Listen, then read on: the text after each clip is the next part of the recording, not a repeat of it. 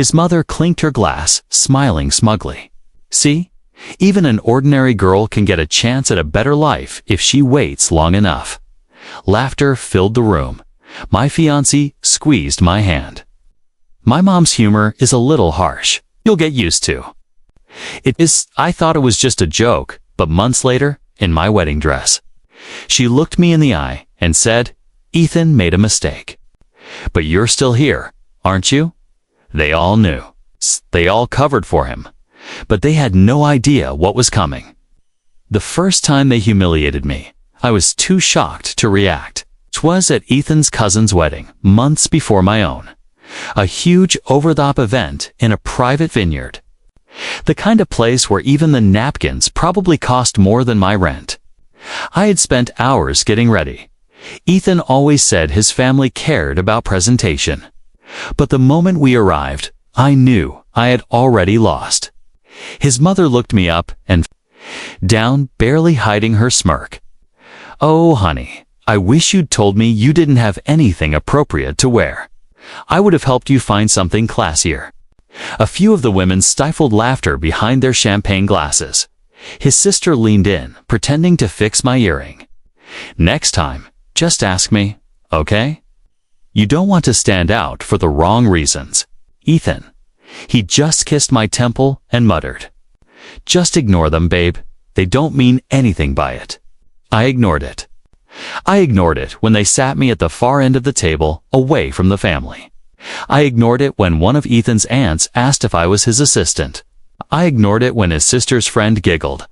"Oh my God, she's adorable. Like a little stray." Kitten Ethan decided to keep. I laughed along with them. What else was I supposed to do? But that night, in Ethan's sleek apartment, I finally snapped. "Why didn't you say anything?" My voice was shaking. He sighed, running a hand through his perfect, tousled hair. "Say what, babe? That my family is kind of elitist? That they're not the nicest people?" "You already know that?" "Yeah. But they humiliated me. They treat me like some desperate charity case you picked up off the street." Ethan shrugged. "They just need time. You're different from what they expected." What they expected. My stomach twisted. He hesitated for a second too long. "You know, someone more, ... like them." And just like that, I knew. I would never be enough. Not for them. Maybe not even for him. But I still stayed. I told myself that once I became his wife, things would change. I was wrong. The first time I realized I was nothing to them was at my own engagement party. The ballroom was packed with Ethan's family, his parents' friends, and a few of my own guests who looked painfully out of place. Everything was draped in gold and white. The kind of wealth that didn't have to announce itself. It just was. His mother clinked her glass, smiling at the crowd. "See? Even an ordinary girl can get a chance at a better life if she just waits long enough." Laughter rippled through the room. Ethan just squeezed my hand and whispered, "My mom's humor is a little harsh. You'll get used to it." Back then, I thought it was just a joke, but then there were other moments. Like the time I came over for dinner. Everyone else was eating steak. They served me plain chicken breast, no sides. His mother just smiled and said, "You're such a simple girl. This is healthier for you." Or the time it was his sister's birthday. The gifts, Prada bags, diamond bracelets, a Rolex. I had spent the last of my savings on a designer jewelry box. She unwrapped it, made a confused face, and said, "Oh, this is from a clearance sale, right?" I still felt embarrassed back then. But the worst part, Ethan never stood up for me. When his friend joked that I was a good deal because I wasn't picky and would be grateful for any engagement ring, Ethan just laughed along. When his mom conveniently forgot to invite me to a family dinner, he said, "Don't take it personally. She's just forgetful." I stayed, because I believed that once I became his wife, things would change, that they would accept me, that they would love me. And then, on my wedding day, I found out the truth. They all knew about his affair. And not just knew. They planned to make me stay silent. The morning of my wedding, I woke up with a strange feeling in my chest. Not excitement. Not nerves. Something darker. Like my body knew something my mind hadn't caught up to yet. I sat in the bridal suite, wrapped in a silk robe, staring at my reflection. My hair was perfect. My makeup flawless. The designer dress hanging in the corner looked like something out of a fairy tale. It was everything I had dreamed of. Then, why did I feel like I was walking into a trap? You look beautiful. I turned to see my best friend, Mia, standing in the doorway. You don't sound happy about it, I tried to joke, but even I could hear the tension in my voice. Mia hesitated. She was never the type to sugarcoat things. But this time, she looked conflicted. Listen, she said carefully. Are you sure about this? About him, Mia? No, seriously. She sat next to me, her expression hard. Aster, I've kept my mouth shut for years. I saw the way they treated you terribly, and you kept saying it would get better. But it hasn't. And now you're about to marry. Into this family, and I just... ... She exhaled sharply. I need to know that you're sure. I swallowed. Was I? Before I could answer, the door flew open.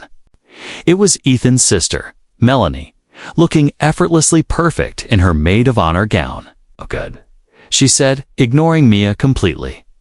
Mom wants to talk to you before the ceremony. It's important. Mia gave me a look, but I stood up anyway. Be right back, I told her.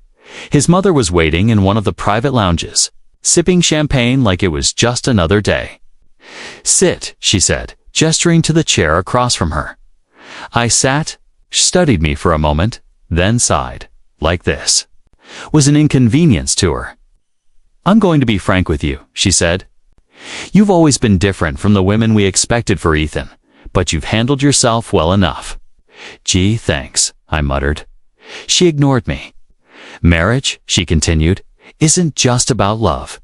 It's about practicality, stability, family. Image. I frowned. What are you getting at? She took another sip of champagne, then said it. The thing that shattered everything. Ethan made a mistake. It was a lapse in judgment, but it meant nothing. I went still. Excuse me, she sighed, like I was being unreasonable. The girl was a phase, a distraction, but she doesn't matter. What matters is keeping this family's reputation intact. I felt my pulse in my throat. How long? It ended months ago, she said smoothly, before you even got engaged. A lie, I could tell. I felt sick. And you knew. My voice was barely a whisper. She looked at me like I was a child. Of course I knew. We all did. My stomach flipped. You're telling me every single one of you knew Ethan was being unfaithful to me, and no one thought to say anything.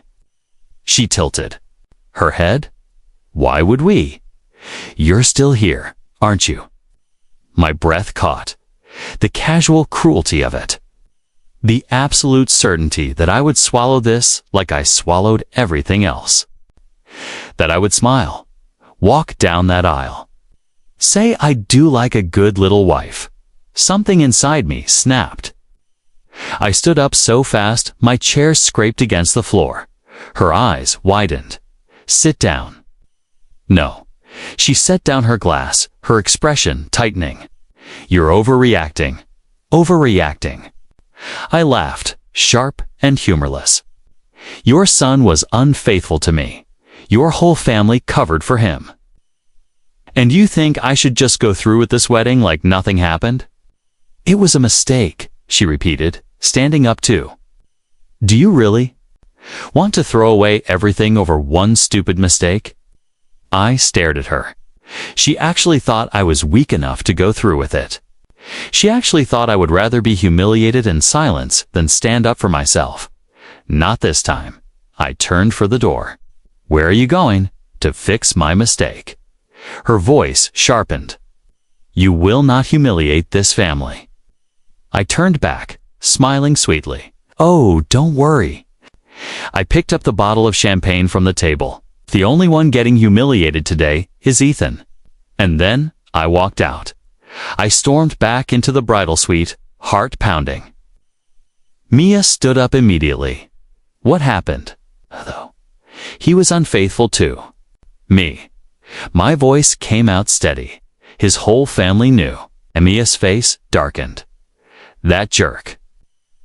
I grabbed my wedding dress off the hanger, not to put it on, to rip it apart. Mia grabbed my hands. Wait. I looked at her. If you walk out now, they win, she said. They'll spin this however they want. Make it look like you were unstable, like you've got cold feet. But if you want to destroy him, if you want to take them down, ... Her lips curled into a dangerous smile. You have to do it right. I took a shaky breath. What are you thinking? Mia's grin widened. We're not canceling this wedding, babe. We're turning it into a funeral. The ballroom was perfect. Crystal chandeliers, floor-to-ceiling floral arrangements. A live string quartet playing something elegant. Hundreds of guests sipping champagne, waiting for the ceremony to start. Ethan stood at the altar, all charm and confidence in his custom tuxedo, chatting with his groomsmen like he hadn't just been exposed as a lying, cheating fool. Like he actually believed I was still going to marry him. Oh, Ethan. Bless your heart. Mia smoothed out my dress, adjusting my veil. You ready? I grinned. I was born ready. The door swung open. Every head turned as I stepped into the room. A hush fell over the crowd. The kind that only happens when something isn't quite right, but no one wants to say it out loud. I took my time walking down that aisle, soaking in every wide-eyed stare, every fake smile starting to twitch, every uncomfortable shift. Ethan's grin was bright and oblivious until I stopped walking. Right before I reached him, the whispers started. He frowned, stepping forward. Babe, I held up a hand. Don't. The room went dead silent. Ethan's mother, perched in the front row, was already looking at me like she knew what was coming. Like she was calculating how fast she could spin this into a lie. I smiled at her. Then I turned to the guests. Thank you all for coming, I said, my voice carrying through the ballroom. Truly, this has been a long time coming, and I know you've all been looking forward to this day almost as much. As I have, Ethan laughed nervously. Babe, what are you doing? I ignored him. Marriage is built on trust, I continued, scanning the crowd. On honesty. On knowing that the person standing beside you will always have your back. Murmurs spread. Ethan shifted beside me, reaching for my hand. Okay, babe, let's just ... I stepped out of reach. Which is why, I said sweetly, I think it's only fair that everyone here knows exactly what kind of man Ethan really is. Gasps. Ethan's face drained of color. What the heck are you talking about? I turned to him, still smiling. You know, love, it's funny. I had this tiny feeling, right? This little voice telling me something was off. Ha! And then your mom, bless her heart, decided to confirm it for me. I turned back to the guests. Ethan has been cheating on me. For months, maybe even years. And his whole family. They knew. They covered for him. Because, apparently, keeping up appearances is more important than a little thing like loyalty. Dead silence. Then, ... double quotes. Oh my God, are you serious? No freaking way. Ethan's father stood up. Now hold on just a minute. I held up my hand again. No, you hold on. You've all had your turn to speak. Now it's mine. Ethan's mother's jaw clenched. This is childish. Sit down and we can discuss this like adults. Oh, I am an adult, I said lightly. That's why I'm not marrying your son. Ethan grabbed my wrist. You're making a mistake. I yanked my arm free. No, Ethan, you did. Over and over again. And then, with all the grace and poise I had faked for years, I picked up a glass of champagne from the nearest table and threw it in his face. The room exploded. People gasping, standing, whispering. Ethan stumbled back, dripping, his face twisted with shock. Are you crazy? Crazy? I laughed, tossing the empty glass aside. No, just finally awake. His mother let out a horrified shriek. His father buried, his face in his hands. His sister pulled out her phone, no doubt texting the entire country club. And then, the best part. The doors flew open, and in walked her. The side chick? She was everything I expected. Tall, model thin, perfect hair. Perfect lips. A dress that probably cost more than my car. The kind of woman his family would have actually approved of. The irony made me want to laugh. What the heck is she doing here? Ethan hissed. I smirked. Oh, didn't you hear? I invited her. Mia beamed from the back of the room, holding up her phone. It was easy, really. A little social media stalking, a quick DM, and boom. She was more than happy to. Show up. The girl folded her arms, glaring at Ethan. So this is why you ghosted me. The guests were loving this. Ethan's mother looked like she was about to faint. This is ridiculous, Ethan sputtered. You planned this? I smiled sweetly. Course I did. I couldn't let you get away without a proper send-off. The girl scoffed, tossing her hair over her shoulder. Wow. You told me you were single. Gasps. Ethan's mouth opened and closed, but she wasn't done. You said you were trapped in a relationship with some clingy, boring girl who wouldn't let you go. The crowd erupted. Ethan paled. Not ... I turned to the guests. Well, I suppose that settles it. Then I took off my engagement ring, held it up for everyone to see, and dropped it on the floor. It landed with a tiny, perfect clink. I turned on my heel, lifted my dress, and walked straight out of that ballroom. But not before I heard the beautiful, beautiful sound of Ethan's mother screaming, "Get back here and fix this." I grinned. I had just burned their perfect world to the ground. And I had never felt more alive. The moment I stepped out of that ballroom, a weight I didn't even know I was carrying lifted off my chest. I'd spent years shrinking myself to fit into their world, smiling when they mocked me, swallowing my pride when they treated me like an outsider. Nodding along, convincing myself that if I just held on a little longer, they would accept me. I was done waiting. And judging by the chaos erupting behind me, they were just starting to realize it. Mia was already outside, holding the car door open. Get in, Queen. We have a victory lap to take. I yanked off my veil, kicked off my heels, and slid into the passenger seat. The second the door shut, I let out a breathless laugh. Holy heck! Did that just happen? Mia grinned. Oh, it happened. And you are a freaking legend. As she sped out of the venue, my phone exploded with notifications. Messages, missed calls, voicemails, all from Ethan. Where the heck are you? Come back right now. We can fix this. You're being dramatic. Don't ruin both our lives over one. Mistake. I rolled my eyes and blocked his number. A minute later, my phone buzzed again. Ethan's mom.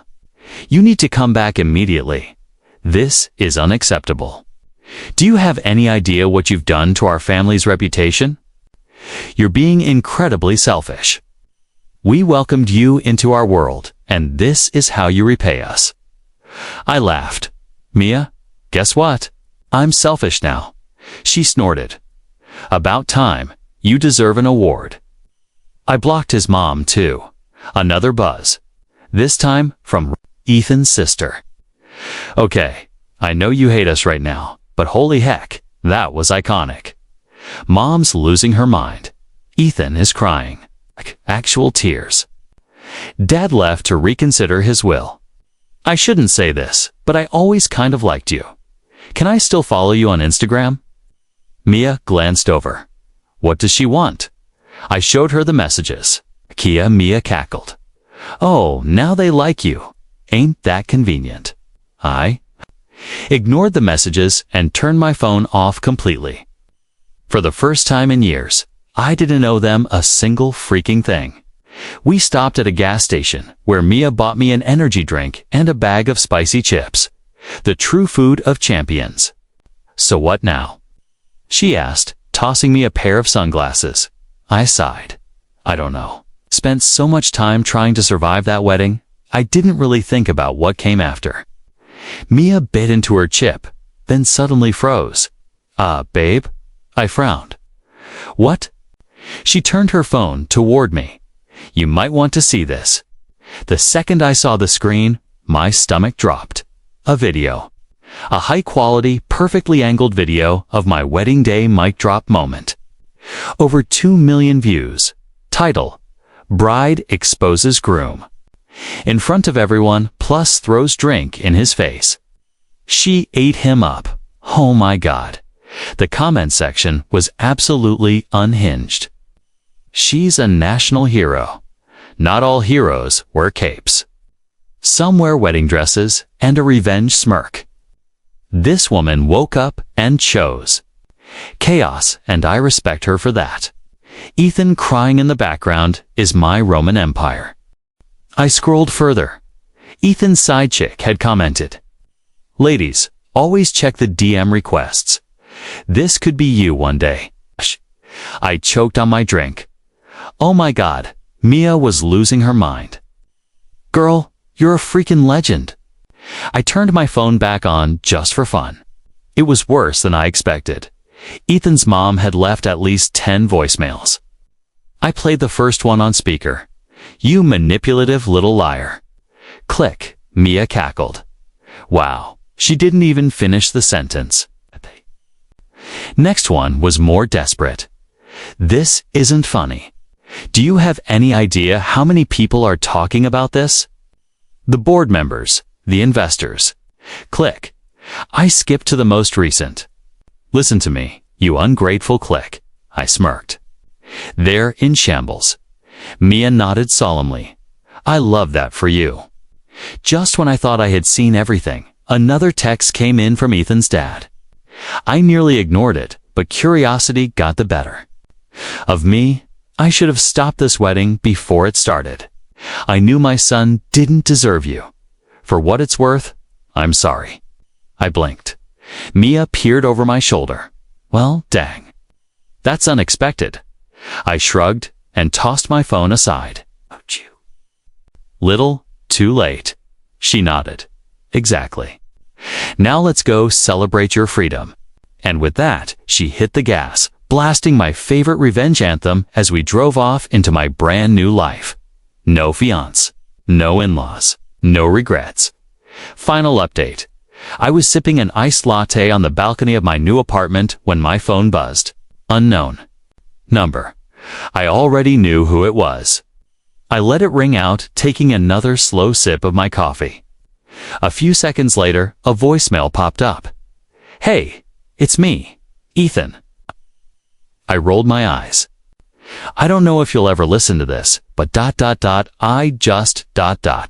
I need to talk to you.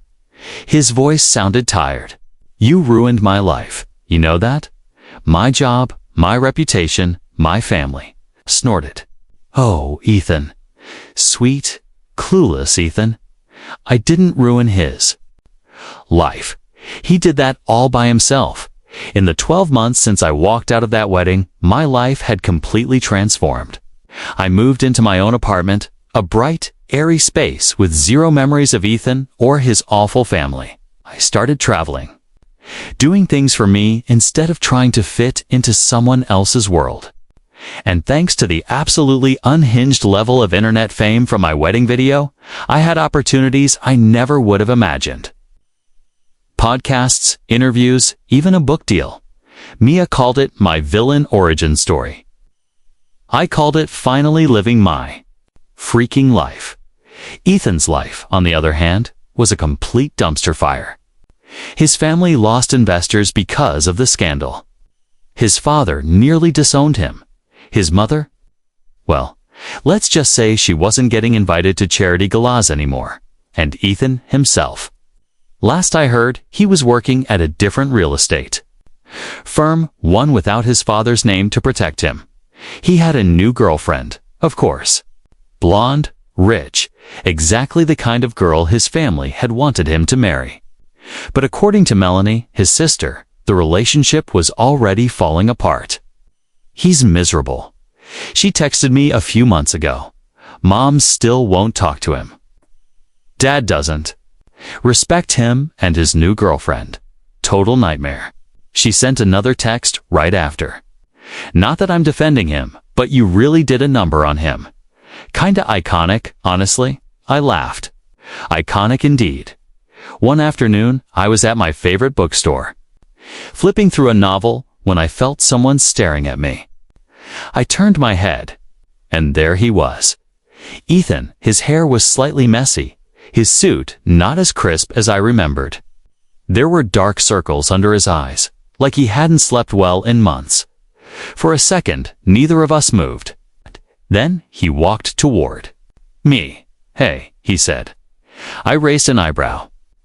Hey, he rubbed the back of his neck. You, look good. I did. Glowing, actually. Thanks, I said. You look? I tilted my head, pretending to think. Surprisingly alive, he huffed a laugh. I deserved that. Yup, he exhaled. Look, I wanted to say, I'm sorry. For everything. I just stared at him.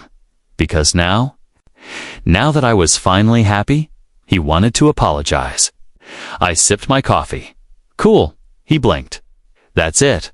What else do you want? I shrugged. Forgiveness, a second chance. A dramatic speech about how I miss you. He looked away. I don't know. I smiled. Well, now you do. I turned back to my book. Take care, Ethan. And just like that, I walked away. For real this time. A week later, I was sitting on my balcony again, watching the sunset when Mia called. Okay. Hear me out, she said. You should do a TED Talk. I laughed. On what? On how to be a freaking legend. I shook my head, smiling. I didn't need a TED Talk. I didn't need revenge anymore, because I had something better. A life that was mine. And I was just getting started.